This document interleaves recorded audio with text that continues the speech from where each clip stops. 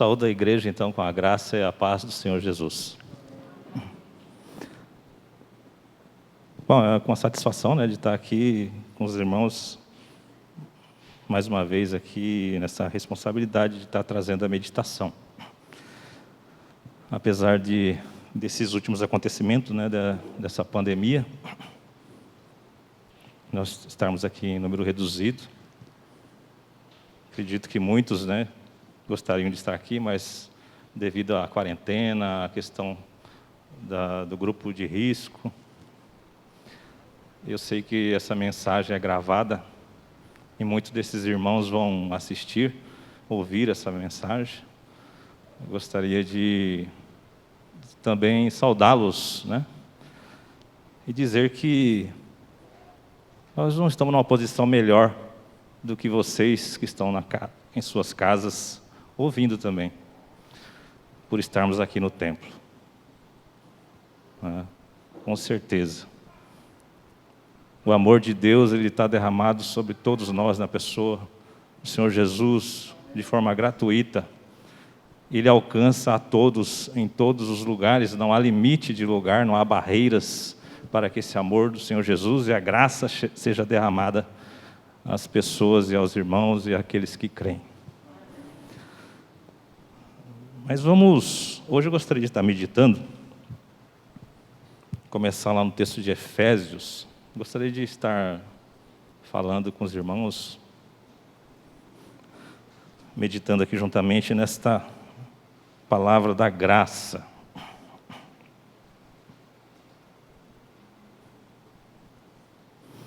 E esse texto é muito usado para isso, né? Então não podia deixar ele de fora. Eu já vou ler primeiramente o Efésios 2.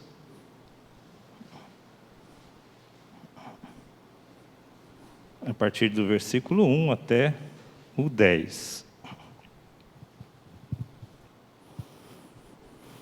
Nós estamos estreando um horário diferente também, né? Tudo isso aí. Mas que Deus seja louvado em tudo. Eu não imaginava que poderia um dia a gente estar passando por uma situação dessa. Eu acho que ninguém imaginava isso, né? É uma coisa nova, mas os irmãos, né, a gente deve estar firmado na fé. Às vezes tem barreiras como essa, haverão barreiras diferentes que vão surgir posteriormente, com certeza. Infelizmente tem muita gente, muita vida que foi ceifada através dessa doença. Muitos estão morrendo. Infelizmente, foi politizado a pandemia, assim como o seu tratamento também. Muita gente querendo ganhar em cima das aflições da população. Mas isso aí já estava descrito na Escritura. Que haveria pestes, que haveria homens que fariam isso, que iam lucrar com aflições, com a miséria do povo. E nós devemos estar atentos, meus irmãos, porque de uma forma ou de outra, Cristo vai voltar. Mas se Ele não voltar enquanto nós estivermos em vida, a nossa fé não deve descair. Se nós desfalecermos por qualquer motivo que seja, por uma enfermidade, por velhice, por acidente, não é isso que vai nos separar de estarmos no reino com o Senhor Jesus. Não é isso. Isso ainda não é, que muitos estão dizendo por aí, o selecionar, né? Aquela peneira, não é isso ainda. Isso não é o fim. Mas com certeza nós temos fim aqui na terra. Nós somos passageiros aqui. A vida do homem é um vapor, como diz a Escritura.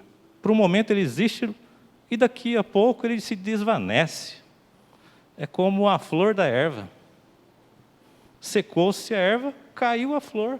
acabou a glória. A nossa vida é assim. Mas em Cristo Jesus, nós temos uma esperança que transcende a essa vida, que não está focado aqui nesta terra. Então, não julgueis, né, uns aos outros, dizendo, esse porque ficou doente, ou aquele, ou porque não está aqui. Não é isso que faz a diferença. Não é isso. O julgamento de Deus não é por isso. O livramento de Deus nas nossas vidas para nos levar a uma vida eterna em Jesus Cristo vai ser julgado pela sua palavra, pelo seu próprio propósito, né? Pelo seu entendimento, não pelo entendimento de homens. Então eu gostaria que os irmãos estivessem firmados, né? Assim, eu também rogo a Deus para isso, na verdade, para a minha vida, para a vida dos irmãos, para não se desesperar. Para não se desesperar, mas esperar em Cristo, ainda que as situações sejam difíceis. Ainda que sejam difíceis, ainda que nós padeçamos. Mas a promessa de Deus não é de livramento do seu corpo. Esse vai voltar ao pó. Não é desse livramento. Se Deus quiser, muitos aqui vão sair, a gente vai sair ileso dessa pandemia. Mas não é o livramento da sua carne, desse corpo que está garantindo, né, um lugar junto com Cristo, para viver, né, na eternidade com Ele. Não é isso. Gostaria de estar repartindo esse texto. Os irmãos acompanham aí. Efésios 2, capítulo 2, a partir do versículo 1. E vos vivificou, estando vós mortos em ofensas e pecados, em que noutro tempo andaste segundo o curso deste mundo, segundo o príncipe das potestades do ar, do espírito que agora opera nos filhos da desobediência, entre os quais todos nós também antes andávamos nos desejos da nossa carne, fazendo a vontade da carne e dos pensamentos, e éramos por natureza filhos da ira, como os outros também. Mas Deus, que é riquíssimo em misericórdia, pelo seu muito amor com quem nos amou, estando nós ainda mortos em nossas ofensas, nos vivificou juntamente com Cristo. Pela graça sois salvos. E nos ressuscitou juntamente com Ele, e nos fez assentar nos lugares celestiais em Cristo Jesus, para mostrar nos séculos vindouros as abundantes riquezas da sua graça, pela sua benignidade, para conosco em Cristo Jesus. Porque pela graça sois salvos, por meio da fé. E isso não vem de vós, é dom de Deus. Não vem das obras para que ninguém se glorie, porque somos feitura sua, criados em Cristo Jesus para as boas obras, as quais Deus preparou para que andássemos nelas. Vamos orar? Obrigado, Senhor, por este dia, Pai, que o Senhor nos concedeu, pela sua misericórdia e graça. Nós louvamos o seu nome, engrandecemos, prestamos culto a Ti, Senhor. Declaramos aqui, Pai, que o Senhor é Deus, que o Senhor é tudo. E que o Senhor venha também, Pai, por misericórdia, neste momento, nós solicitamos para que o Senhor nos dirija com essa direção que é do Seu Espírito, Pai, porque nós somos dependentes totalmente de Ti. É o Seu Espírito, Pai, que discerne as coisas que vêm de Ti. E nós gostaríamos que o Senhor nos falasse, que o Senhor nos encaminhasse de acordo com o Seu Espírito, nesta dependência, Senhor. Em nome do Senhor Jesus. Amém. Então, esse texto bem conhecido, né, de Efésios 2:8, que diz que pela graça nós somos salvos. Não existe, né, isso é é fato, todos os irmãos sabem disso, não existe outra maneira de adquirir essa salvação que não seja pela graça.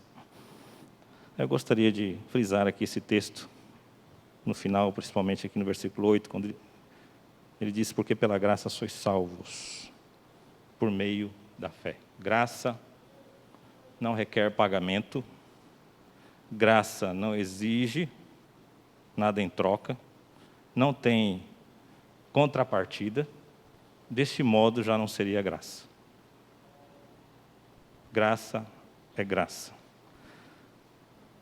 Eu poderia pensar, eu já pensei muito nisso, quando falar de graça, você pode incorrer em ser mal entendido ou mal interpretado. Já não tenho mais esse medo, porque vai ser. Não eu. O homem tem dificuldade de receber a graça, porque ele se apoia no seu esforço. E ele coloca o seu esforço sempre na frente de tudo, porque é ele, é fruto dele. Então, com certeza, vai continuar assim. Mas Deus continua derramando da sua graça. E não sai da sua graça, porque muitos creem no seu esforço. E muitos depositam no seu braço a sua fé, a sua confiança. Mas Deus continua dando graça ao homem, derramando graça, porque é só desta maneira que Ele trabalha. O homem nunca poderia pagar, retribuir nada a Deus, isso está na Escritura em muitos textos. Não tem nada que provém de Deus que não seja pela graça. E aqui está dizendo: porque pela graça sois salvos, por meio da fé. Graça, no meio da fé. E ele já insistentemente coloca por meio da fé, e isto ele já explica muito rapidamente, porque você poderia pensar assim: a graça, beleza, é de graça, mas a fé, eu preciso fazer para ter essa fé. A fé é uma palavra, meu irmão, que hoje em dia está sendo muito deturpada nos meios religiosos. Tem fé para tudo quanto é tipo de coisa. A fé já foi classificada de diversas formas. É fé disso, é fé daquilo, é fé inteligente, é fé carnal, é fé espiritual, é fé, mas só tem uma fé. Nós acabamos de cantar esse cântico precioso, uma só fé. O que for diferente disso que vem de Cristo, que é o autor e consumador, não é fé, é desejo, é vontade, é esforço humano, é força de vontade, mas não é fé. E ele já explica que é pela fé, por meio da fé, mas ele já explica rapidamente: isso não vem de vós.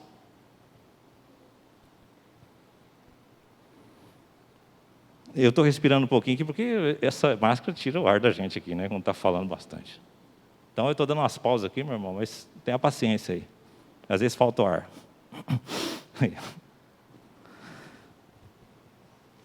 Porque pela graça sois salvos por meio da fé. E isto não vem de vós. Já explica, a fé não vem de vós. É dom de Deus, também é graça.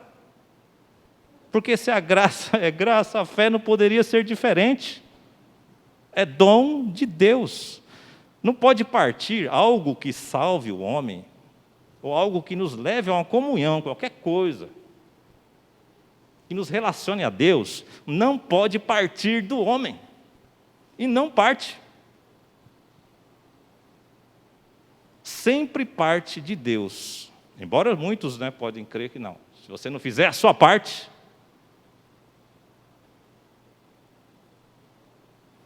nós temos que fazer nossa parte aqui no mundo, sem dúvida nenhuma. Nós somos ensinados assim. As coisas terrenas, essas coisas que nós adquirimos por tradição dos nossos pais. É assim que nós vivemos. Mas só que Deus veio nos resgatar em Cristo, com o seu precioso sangue, desta vã maneira de viver que nós recebemos de nossos pais. Que esse pensamento de achar que Se eu não fizer a minha parte, como que eu chegarei a Deus? Mas não tem parte de homem. Não tem parte nenhuma do homem que nos leve a qualquer coisa concernente a Deus, nenhum tipo de comunhão. Nada. Parte de Deus.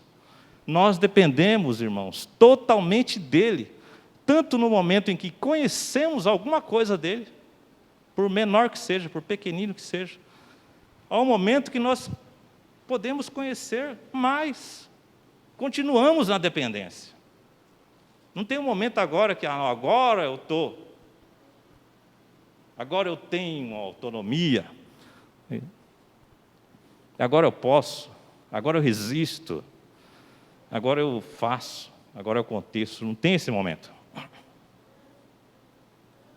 Não tem um momento em que eu me engrandeço, não tem um momento agora que eu tenho glória, que eu tenho glória. Tem um momento que eu diminuo cada vez mais. Porque se eu conheço cada vez mais a Deus, eu vejo que o meu tamanho é menor ainda do que eu pensava. Quanto mais eu conheço a verdade, quanto mais eu tenho um relacionamento em conhecer este Senhor, mais eu vejo que eu sou dependente dEle. Mais eu vejo que eu sou pequeno. Então, meus irmãos, fé, graça é presente, é dádiva de Deus. Gostaria de voltar, não tem como você falar de graça e não falar um pouquinho de desgraça. A gente vai fazer um pouco esse vai lá e vem cá. Mas vamos falar mais da graça do que desgraça. Vamos lá em Gênesis. Gênesis, quando eu falo Gênesis, já lembro do pastor Ani. Gênesis, não tem como, né? Gênesis 3. E eu gosto também desse livro de Gênesis. É o início, né? E é muito bom que a gente conheça o início das coisas, embora o fim das coisas seja melhor. Mas é bom a gente conhecer que o fim é Cristo. O fim das coisas é melhor. Embora o início também foi feito por Ele. Tudo. Gênesis 3, o que acontece com o homem depois que ele peca? Está em Gênesis 3. Vamos ler aqui a partir do 1. Vou fazer uma leitura meio rápida para os irmãos acompanharem aqui. Aí. Então, a serpente era a mais astuta de todos os animais do campo que o Senhor Deus tinha feito. E esta disse à mulher: é assim que Deus disse, não comereis de toda a árvore do jardim? E disse a mulher à serpente: do fruto das árvores do jardim comeremos. Mas do fruto da árvore que está no meio do jardim, disse Deus, não comereis dele, nem dele tocareis, para que não morrais. Então a serpente disse à mulher: certamente não morrereis. É o seguinte, Deus tinha dito para o homem que não poderia comer da árvore da ciência do bem e do mal. Por quê? No dia em que ele comesse daquele fruto, ele morreria. É isso que Deus tinha dito. Aí a serpente vem, astuta, conversando nessa conversa com a mulher. Mas foi assim que Deus disse? Você não vai comer de toda a árvore do jardim? Não, de toda a árvore do jardim comeremos. Mas da árvore que está no meio do jardim dela, não. Porque Deus disse que se eu comer dela, a gente vai morrer. Mas do fruto da árvore que está no meio do jardim, disse Deus, não comereis dele, nem nele tocareis, para que não morrais. Então o que a serpente disse? Então a serpente disse à mulher, certamente não morrereis. Porque Deus sabe que no dia em que dele comerdes, se abrirão os vossos olhos e serão como Deus, sabendo o bem e o mal. Aqui a serpente faz essa conversa, essa sedução, né, de tentação, já questionando o que Deus tinha dito. Certamente não é assim, da forma que Deus disse. Você não vai morrer, vai ser abertos os seus olhos e você será como Deus. Essa é a palavra da serpente. E viu a mulher que aquela árvore era boa para se comer e agradável aos olhos, e árvore desejável para dar entendimento. Tomou do seu fruto, comeu, e deu também ao seu marido, e ele comeu com ela. Então foram abertos os olhos de ambos. Até aí bateu com a serpente, né? Porque a serpente falou que ia ser abertos os olhos deles. E no momento que ela come com o seu marido e dá ao seu marido, o que acontece aqui? Então foram abertos os olhos de ambos. Eita! Será que a serpente está falando a verdade, né? Não. E conheceram que estavam nus. Aí já começa a entrar coisa diferente aí, né? Coisa diferente do que o homem talvez tinha achado que ele ia ver. Aí ele come do fruto e abre o seu olho e ele vê a nudez. Conheceram que estava nus, e cozeram folhas de figueira e fizeram para si aventais. Existe um momento que a gente fica nu em casa, né? Eu, quando vou tomar banho, eu fico nu. Alguém aqui não fica nu para tomar banho? Pode ser que, né? Não. Então ninguém aqui, todo mundo fica nu para tomar banho. Você tem alguma vergonha em ficar nu para tomar banho? Não, né? Você está sozinho. Não é verdade? Você está sozinho, você não fica com vergonha de estar nu. Mas aqui a gente vê que realmente entra alguma coisa aqui, porque o homem vê no outro a nudez. Ele não tem problema em ficar nu sozinho. Ele sempre vê a nudez do outro. A vergonha está relacionada ao relacionamento, né? Ali, no mínimo, 2 pessoas. Se você está tomando banho num lugar fechado, que é o banheiro ali, você não tem vergonha nenhuma. Mas se fosse num lugar aberto, quem vai tomar banho de rio nu? Quem vai na praia nu? Fica com vergonha? Então, o problema já é aí. O problema já é aí que entrou no homem. De ver isso, de julgar isso, de analisar isso. O pecado já traz isso aí. De medir o outro. De revelar a nudez do outro. Teve uma passagem aqui que os irmãos devem recordar, de Noé. Quando desceu da arca, ele levantou, fez ali um altar, ofereceu um sacrifício. Primeira coisa, a atitude dele depois que ele desceu da arca. Segundo, ele plantou uma vinha.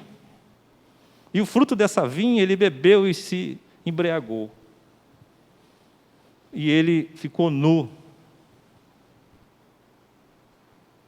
E um dos seus filhos, Cã, vai lá e revela a nudez do pai.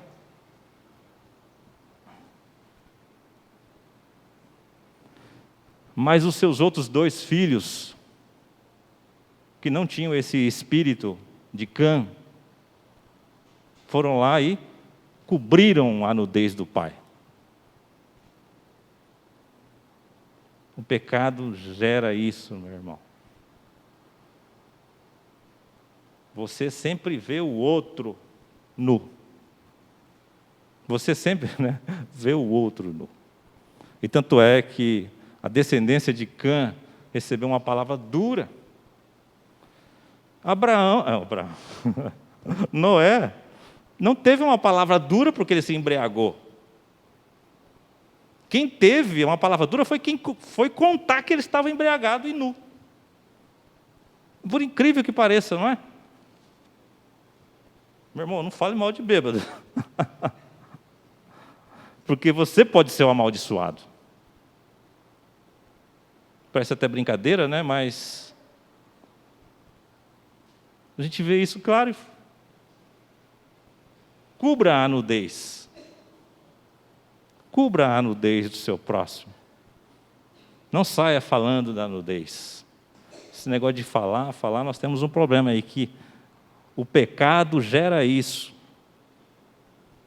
Você maldizer. Você falar mal. E muitas vezes usando textos bíblicos e achando que está falando bem, para o bem, mas falando mal do seu próximo. E isso é digno de maldição. Isso é digno de maldição. E aqui, continuando no texto, né? Então foram abertos os olhos de ambos e conheceram que estavam nus. E fizeram aventais de folhas. E chamou o Senhor Deus a Adão e disse: onde estás? E ele disse: ouvi a tua voz soar no jardim e temi, porque estava nu e escondi-me. E Deus disse: quem te mostrou que estava nu? Comeste tu da árvore que te ordenei que não comesses? Então disse Adão: a mulher que me deste por companheira, ela me deu da árvore e comi. E disse o Senhor Deus à mulher: por que fizeste isto? E disse a mulher: a serpente me enganou e eu comi. Então o Senhor Deus disse à serpente. Aí, cada um jogou a culpa para o outro, e Deus dá uma palavra para cada um. E nós temos uma consequência de lá para cá, disso que Deus disse, consequência da desobediência, de comer da árvore da ciência do bem e do mal. Então disse o Senhor à serpente: porquanto fizeste isto, maldita serás mais que toda a fera e mais que todos os animais do campo. Sobre o teu ventre andarás, e pó comerás todos os dias da tua vida. E porém inimizade entre ti e a semente e a mulher. Porém inimizade entre ti e a mulher, e entre a tua semente e a sua semente. Esta te ferirá a cabeça, e tu lhe ferirás o calcanhar. E a mulher disse: multiplicarei grandemente a tua dor e a tua conceição. Com dor darás à luz filhos, e o teu desejo será para o teu marido, e ele te dominará. E Adão disse: porquanto destes ouvido a voz da sua mulher, e comeste da árvore que te ordenei, dizendo: não comerás dela, maldita é a terra por causa de ti. Com dor comerás dela todos os dias da tua vida. Espinhos e cardos também te produzirá. E comerás a erva do campo. No suor do teu rosto comerás o teu pão, até que te tornes a terra, porque dela foste tomado, porque quanto és pó, e em pó te tornarás. Então aí, essa palavra para a serpente, para a mulher e para o homem. E que todo mundo está, como se diz, está nesse barco aí, a respeito dessa situação em que o homem se encontrava, desta maldição que entrou. A mulher foi grandemente aumentada a dor do parto, sofrimento. Deve ser muito, eu falar, né? Não sei, não posso dizer porque, mas deve ser sofrido ter um filho. Não era para ser assim, né? Se o homem não tivesse desobedecido. Era para ser bem menos, porque ele disse que aumentarei grandemente a dor, o sofrimento.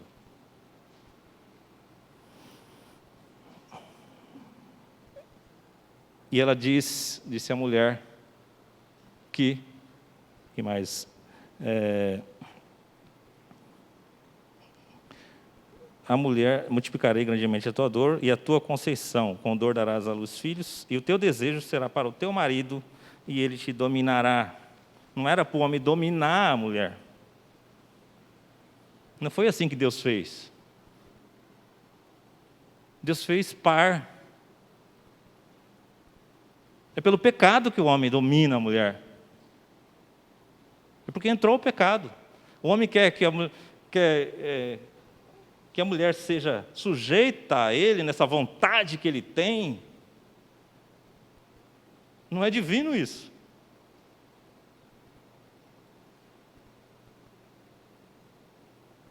Esses relacionamentos que existem hoje, que o pessoal fala em relacionamento abusivo, não era para ser assim. Não é isso. Aquele sujeitar da mulher pela graça, que o homem também deve se sujeitar, porque é sujeitar-vos uns aos outros em amor, é isso que é a vontade de Deus. Mas essa por força, isso tudo que a mulher sofreu ao longo de anos, de não poder fazer nada, não poder votar, de não poder sair para fora de casa, se não for pela autoridade, se o marido não deixar, essas coisas que a gente sabe. Isso não é de Deus, embora muitos cristãos acham que a mulher tem que ser assim, que a mulher tem que... Não, isso é porque entrou o pecado.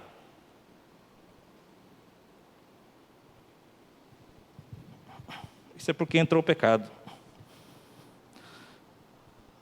Ele fala para a terra, fala para o homem, né, que ele vai, por quanto ele pecou, deu ouvido à mulher que tinha comido daquele fruto, e ele comeu. Ele disse: maldita é a terra por causa de ti, com dor comerás dela todos os dias da tua vida, espinhos e cardos também te produzirá, e comerás a erva do campo, no suor do teu rosto comerás o teu pão, até que te tornes a terra. Isso é uma realidade. Eu falei para os irmãos da última vez que eu estive aqui, que eu plantei um pé de limão, 2. E os pés de limão estão lá. Estão molhando, agora está seco, de vez em quando eu molho, mas está crescendo meio devagar. É a notícia que eu estou trazendo para os irmãos aí, dos pés de limão. O que acontece? Ele está num vaso, como eu tinha falado para os irmãos. E eu limpei todo esse vaso. Eu limpei, tirei todas aquelas ervas daninhas, que aqui está falando. E estão molhando lá. E passa uma semana, mais alguns dias, o que aparece lá? Erva daninha. Isso está na terra. Isso está na terra, e aqui a palavra de Deus dizendo. E a gente sabe que hoje a gente tem uma infinita gama de venenos, de insumos agrícolas aí, de venenos, e muitas coisas nós estamos colhendo, porque esses venenos foram produzidos para matar as ervas daninhas, as pragas, mas só que também muitas vezes elas nos envenenam. Então tem muita coisa aí que o homem está colhendo, está comendo junto veneno. Mas faz parte. Você vai comer o que não tem hoje aí? O que você vai comer sem veneno? Pode ser até que esses venenos façam bem. Não estou aqui para julgar que esses insumos agrícolas, esses venenos aí que são usados na agricultura. Talvez não tínhamos nem opção de comida se não tivesse esses venenos aí, Mas é essa briga aí que entrou. O homem vai lá e tira, põe veneno, fabrica aquilo, põe, mata, e assim vai. Suando para comer. Suor do seu rosto você vai comer. Isso é uma coisa natural, totalmente humana. Esse suor, esse trabalho que nós temos que realizar para viver, para comer neste mundo. É totalmente natural, meu irmão. Não tem nada de divino nessa situação. Esse esforço que nós temos que fazer para viver nesse mundo é o nosso trabalho, muitas vezes. Aliás, trabalho, a origem aí do latim, tripalium. Isso é por curiosidade. Estava lembrando que a Evelyn fazia parte de um programa lá, da língua portuguesa, ela falou numa situação dessa, uma oportunidade dessa no rádio. Então, tripalium era um instrumento de tortura. E daí originou-se essa palavra trabalho. Era um instrumento de aflição. Está certo, meu irmão, que hoje em dia, sem trabalho, a gente o trabalho tem um outro significado. Nós precisamos do trabalho. O trabalho é uma bênção. Nós precisamos trabalhar. Nós precisamos ter uma atividade nessa vida. Não podemos ficar ociosos. Porque a Escritura diz, aquele que não trabalha também não vai comer. Nós precisamos trabalhar. Mas essa obrigação, isso como forma de lei, de imposição, ela veio por causa do pecado. O homem, quando Deus criou, Ele colocou no jardim para lavrar a terra e cuidar, não é isso? Isso é um trabalho, mas ali estava presente, né? Não estava presente, aliás, o pecado. E tanto é que no trabalho muitos querem sobrepor o outro, muitos querem subjugar, muitos se aproveitam do trabalho alheio. E não era para ser assim. Não era para ser assim. Os espinhos cardos também te produzirá e comerás a erva do campo. E assim foi. E assim foi.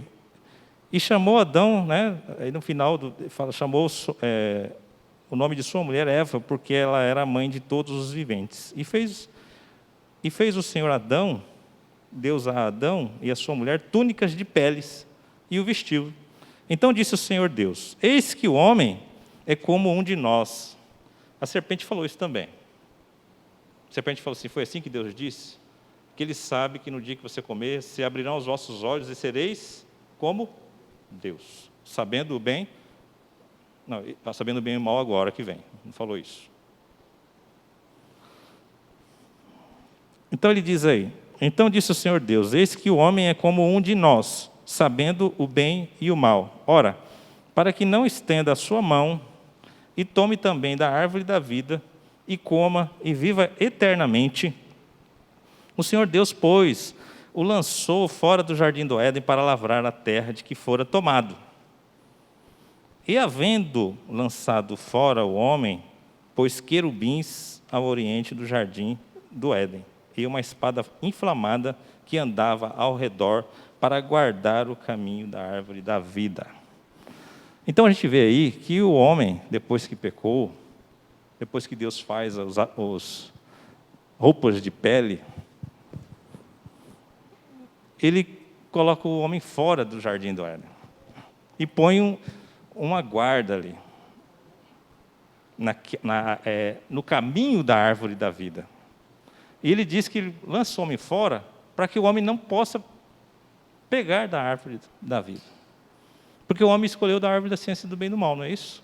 Foi lá e comeu da árvore da ciência do bem e do mal. Então Deus diz: não, você não vai, nessa situação aqui, não cabe. Então Ele não deixa que o homem tenha esse acesso à árvore da vida, para que viva eternamente. O homem tinha o acesso, antes dele comer do fruto da ciência do bem e do mal, o homem tinha esse acesso livre.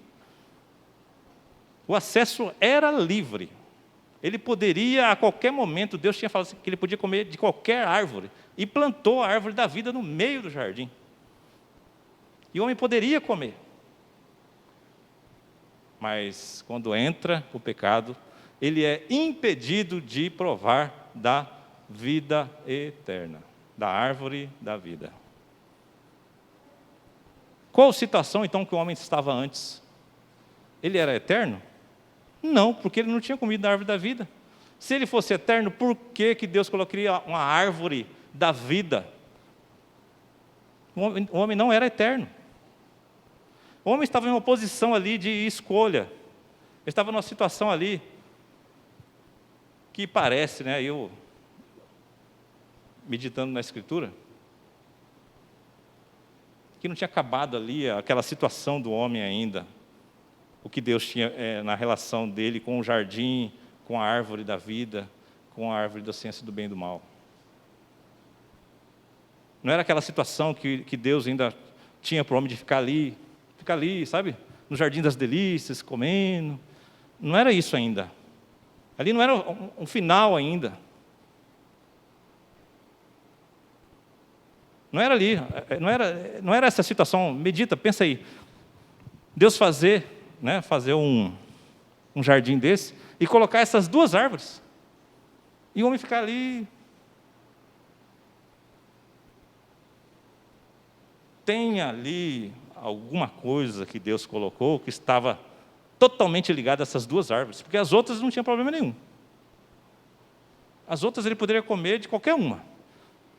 Agora, da árvore da ciência do bem e do mal, ele falou, se você comer, vai morrer. E a árvore da vida? Vida. Então, aquela situação em como ele se encontrava não ia ficar ali eternamente. E nós somos salvos por Cristo não para ficar nessa situação. Jesus derramou o seu precioso sangue para nos levar de volta, para ficar igual a Adão e tendo as duas árvores para ficar escolher para o resto da vida ali, vivendo eternamente dessa maneira. Não. É muito mais do que isso, meu irmão. É muito mais do que isso. É muito mais do que isso. É vida eterna, coisa que Adão não tinha, mas rejeitou. Poderia ter, mas rejeitou. É vida eterna. Vida eterna em Cristo. Eu gostaria de caminhar com mais alguns textos aqui. Romanos 11.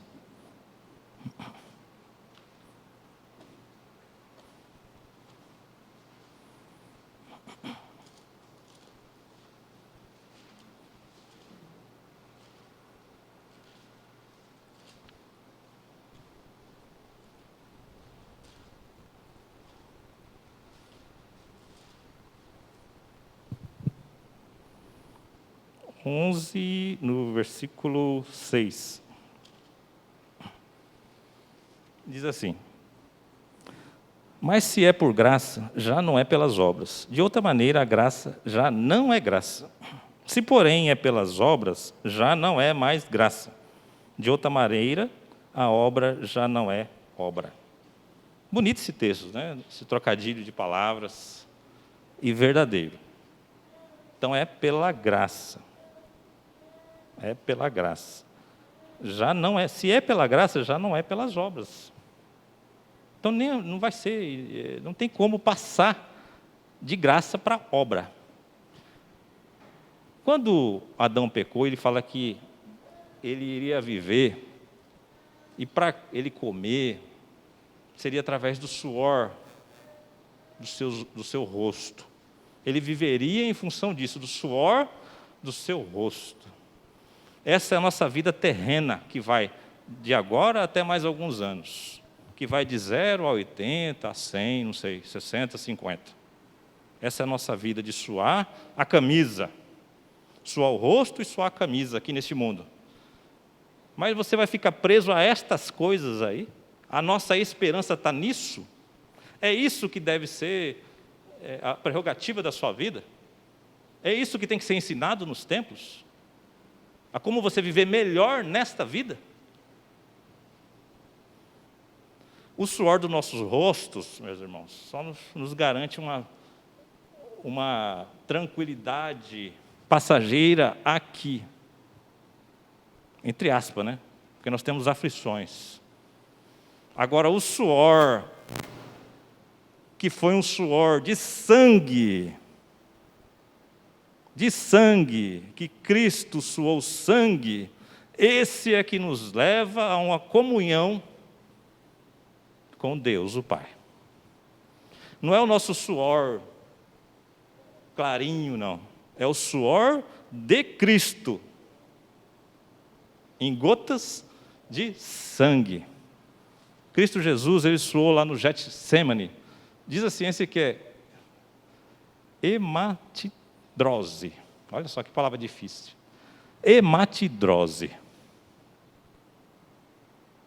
Que através de alguma angústia, um sofrimento profundo, é possível que o homem, que as glândulas sudoríparas exalem sangue. Foi isso que aconteceu com o nosso Senhor Jesus. A aflição tamanha, porque Ele receberia o nosso pecado de toda a humanidade, nesta obra do Evangelho que Ele veio realizar. Se tem algum suor, obra, que nos garante alguma comunhão com o Pai, é o suor que Cristo verteu em gotas de sangue. Se existe algo que nos dá essa possibilidade de vida eterna, de graça, de santificação, de redenção, de comunhão, qualquer palavra que nos remeta a Deus é pelo precioso sangue do Senhor Jesus, que foi derramado lá na cruz. Não é pelo esforço humano, e nunca vai ser. E está consumado, diz ele, diz Jesus. Não depende mais do nosso esforço. Está consumado. O preço já foi pago, está consumado. Não tem mais o pagamento de preço. O pagamento de preço tem aquela vida velha, que é essa vida que a gente tem no mundo. Isso tem, você vai comprar lá, você paga preço. Você vai comprar alguma coisa no mercado, paga preço. Você vai à busca do seu sonho, vai numa padaria, vai no outro, você pegou o sonho lá, paga o preço do sonho. Entendeu? É assim, paga preço. Mas quando é associado, essa questão de pagar preço, é associado a algo divino, isso é diabólico. Isso é diabólico, por qualquer que seja o pregador, está pregando outro evangelho. É maldito, porque está associando algo que não nos dá um relacionamento com Deus, que é pagar preço, esforço humano. E se alguém disser isso, meu irmão, até um anjo, maldito, quanto mais homem que vem aqui à frente e fala, temos que pagar o preço, maldito. Daqui ou de fora, qualquer um, remeteu a alguma coisa a Deus concernente a isso aí, dizer, tem que pagar preço? Maldito. Não tem isso. Nosso relacionamento que Deus providenciou em Cristo é de graça, qualquer coisa. Agora, as coisas do mundo, não, isso nós temos que pagar mesmo. Se você não pagar, é roubo. Você pega alguma coisa no mercado e sai, é roubo. Você tem que pagar o preço. Mas isso é vida cotidiana. Isso são os rudimentos do mundo que vai ficar aqui. Não tem nada de divino aí. Não tem salvação aí. Isso vai passar. Nós precisamos pagar o preço do alimento. No reino de Deus não vai ter pagamento de preço para o alimento mais. Aliás, já nessa vida, né? Jesus ele fala que não é para a gente ficar ansioso pelo comer, pelo beber, que Deus alimenta até os pássaros. Nós já podemos usufruir disso nesta vida, que vai até ali. Então, graça é graça, meu irmão. Outro texto, Gálatas 20.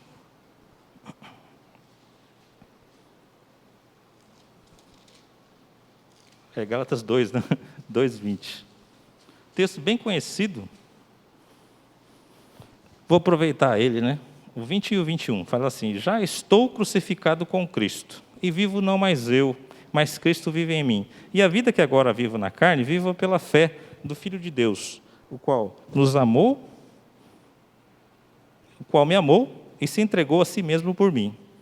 Não aniquilo a graça de Deus, porque se a justiça provém da lei, segue-se que Cristo morreu debalde, morreu em vão. Esse texto a gente sempre passava, né? Porque o que me chama mais atenção realmente é já estou crucificado com Cristo. Até parece algo pessoal, porque ele fala já estou crucificado com Cristo, né? Apóstolo Paulo dizendo. Mas nos outros textos que ele traz, ele tira que isso, ele mostra que não é pessoal isso. Isso é uma coisa para nós.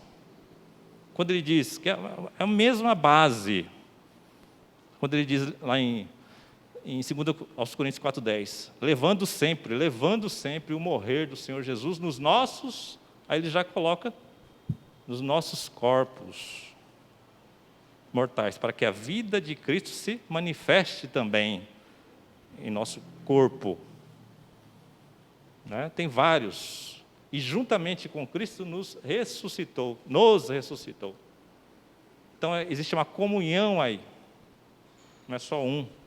Isso não é a experiência do apóstolo Paulo, já estou crucificado com Cristo. É uma experiência nossa. A nossa experiência está apoiada na morte de Jesus na cruz. E nós, juntamente com Ele. Existe o aspecto substitutivo,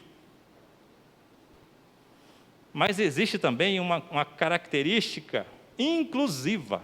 Essa nós não podemos deixar também de fora.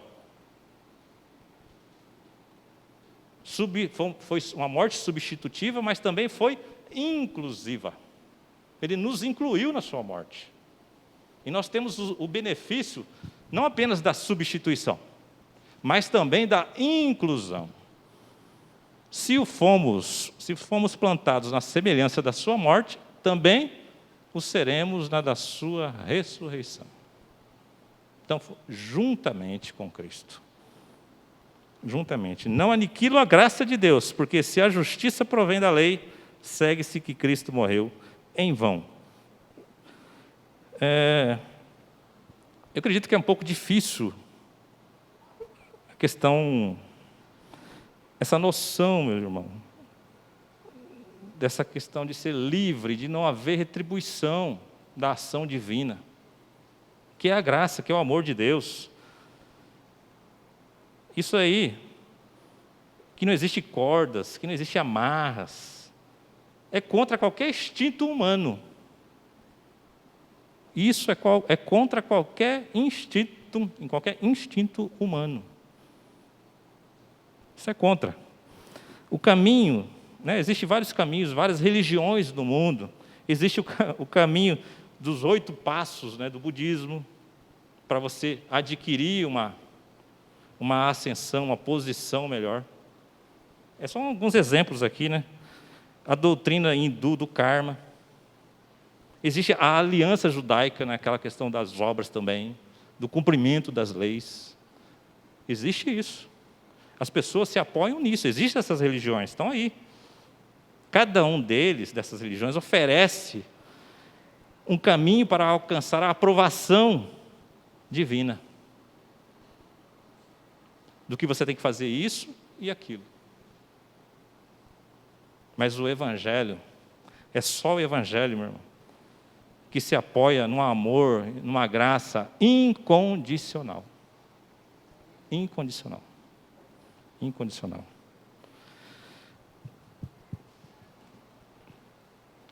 Segunda Timóteo 1.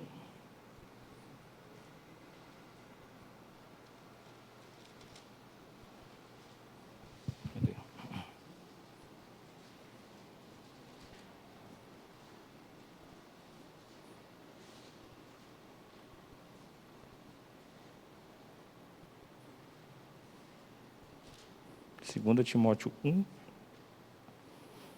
no versículo 8, 9 e 10. Diz assim: portanto, não te envergonhes do testemunho do nosso Senhor, nem de mim, que sou prisioneiro seu, antes participa das aflições do Evangelho, segundo o poder de Deus, que nos salvou e chamou com uma santa vocação, que não segundo as nossas obras, mas segundo o seu próprio propósito e graça, que nos foi dada em Cristo Jesus, antes dos tempos dos séculos, e que é manifestada agora pela aparição do nosso Senhor Jesus Cristo, o qual aboliu a morte e trouxe à luz a vida e a incorrupção pelo Evangelho. Gostaria também de ver um texto aqui em Romanos.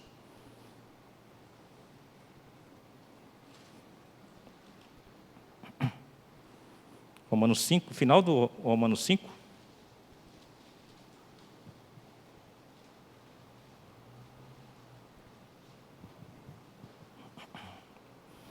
No 5,19 ele diz assim: porque como pela desobediência de um só homem, muitos foram feitos pecadores, Assim, pela obediência de um, muitos serão feitos justos.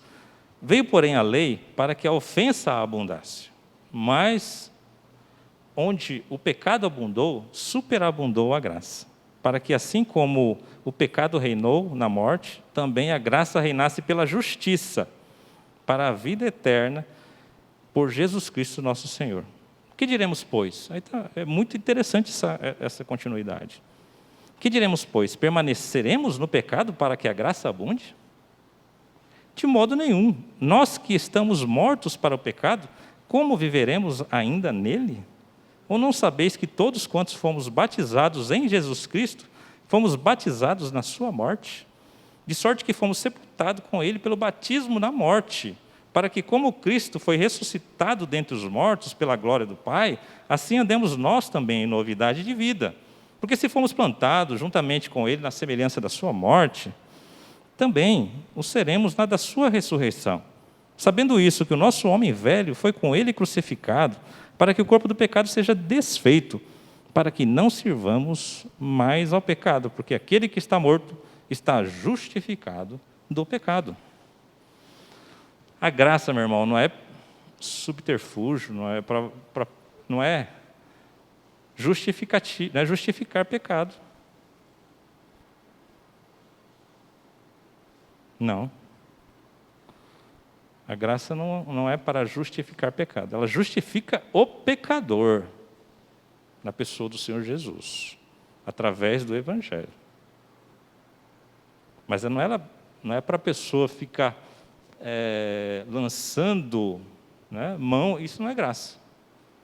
Para dizer que, para defender ou para justificar as coisas erradas que fazem. Isso não é graça. Não tem nada a ver uma coisa com a outra.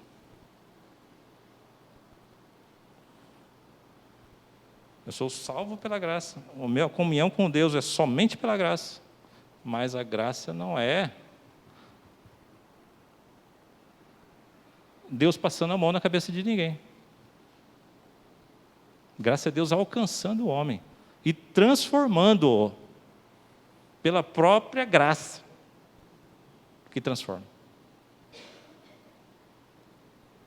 Graça não é uma coisa que você entra e sai quando você quer. Graça não tem, acho que, comparação, mas eu vou falar um pouquinho com os irmãos aqui nessa parte final. Jesus tinha um problema ali com os fariseus. E num certo momento ele fala assim: ai de vocês, mestres da lei e fariseus hipócritas, pois vocês atravessam os mares e viajam por todas as terras a fim de procurar converter uma pessoa para a sua religião. E quando conseguem, tornam essa pessoa 2 vezes mais merecedora do inferno do que vocês mesmos. Isso não é graça. Você querer converter uma pessoa para ficar igual a você, ela fica merecedora do inferno 2 vezes mais que você.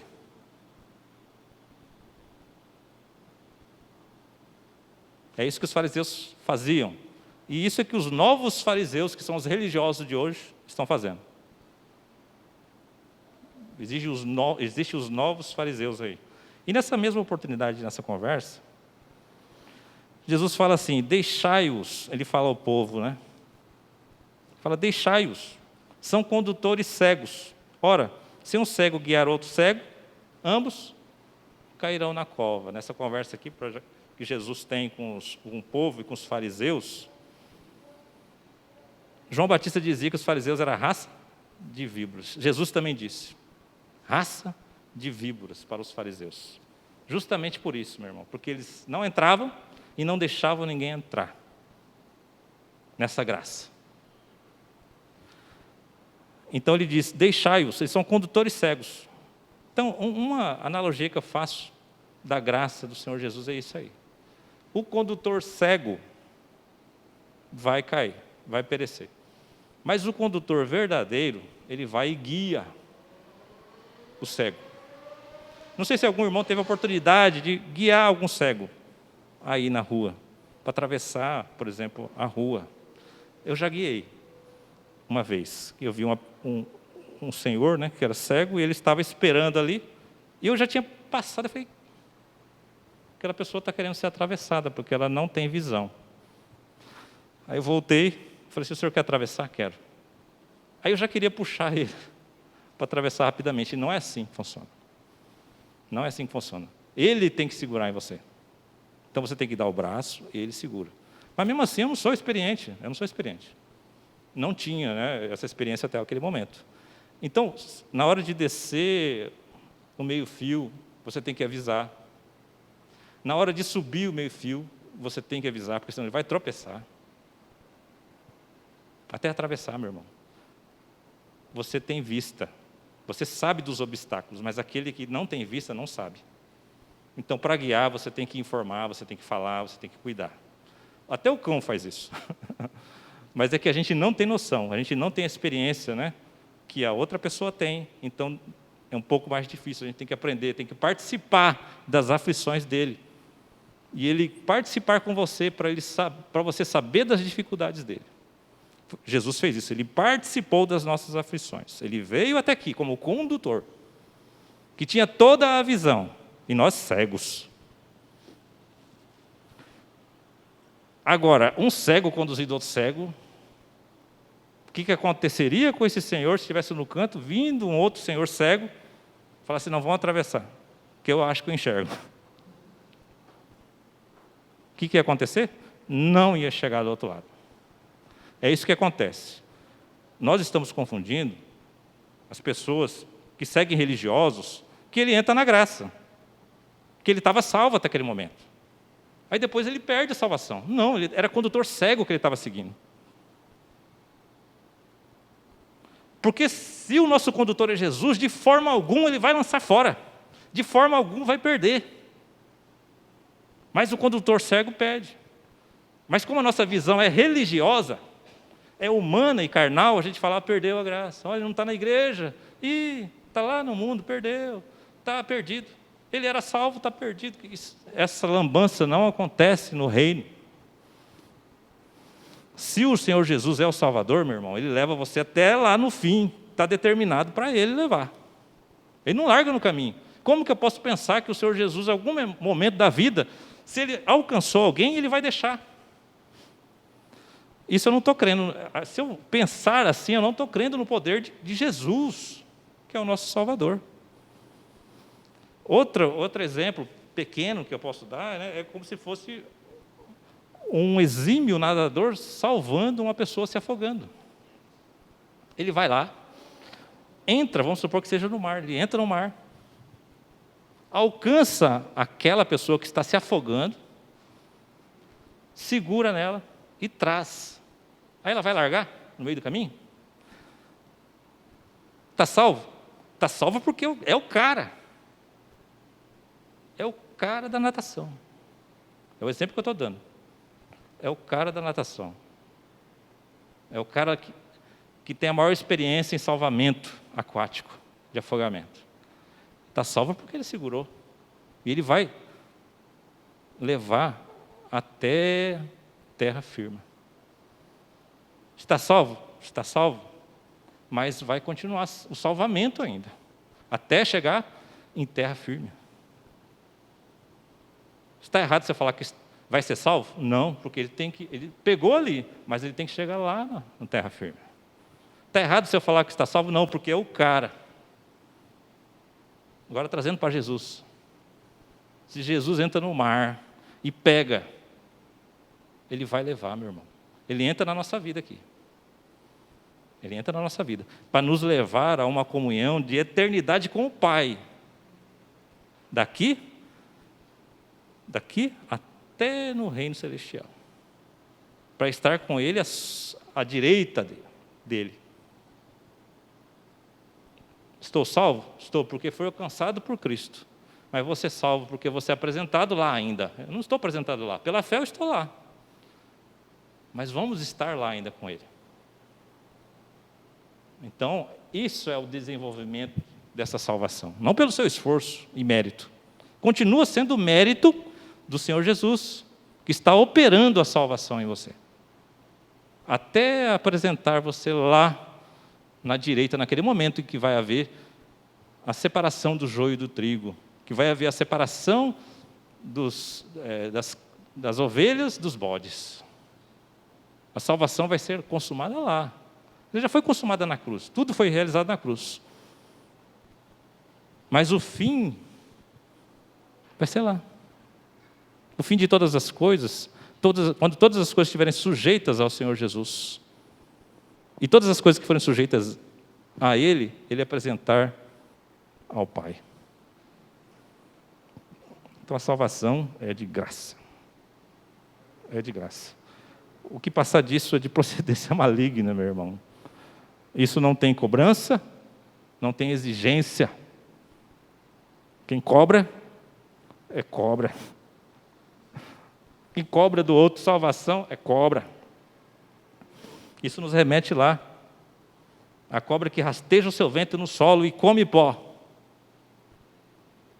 E que Jesus dizia, raça de víboras, porque é semelhante à cobra. Religioso, fariseu, é semelhante comparado à cobra, é serpente, raça de víboras, porque está no mesmo espírito, isso é diabólico. Os fariseus queriam que o povo pagasse o preço. Esse era o âmago da vida deles. E coisa que eles não pagavam. Isso é coisa de cobra, serpente. Serpente. Cobrar vem daí. Eu acredito, né? É coisa minha aí, né? Não está no grego nem no latim, mas fazendo essa analogia. Cobrar vem daí, de cobra, de cobrança. É muito perigoso isso, meu irmão. Não se sujeite a homem, não. Sujeite em amor. Sujeite considerando o outro superior a si. Não deixe o condutor cego te guiar. O Salvador é o Senhor Jesus. E vamos nos firmar nisso. Amém? Amém. Vamos nos colocar em pé para a gente estar encerrando, né?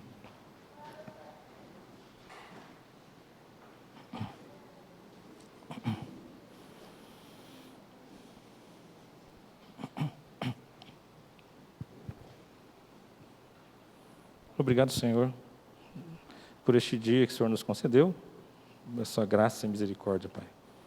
Que o Senhor venha nos orientar e nos firmar realmente na sua palavra, Senhor. E tudo aquilo que tem proveito, que seja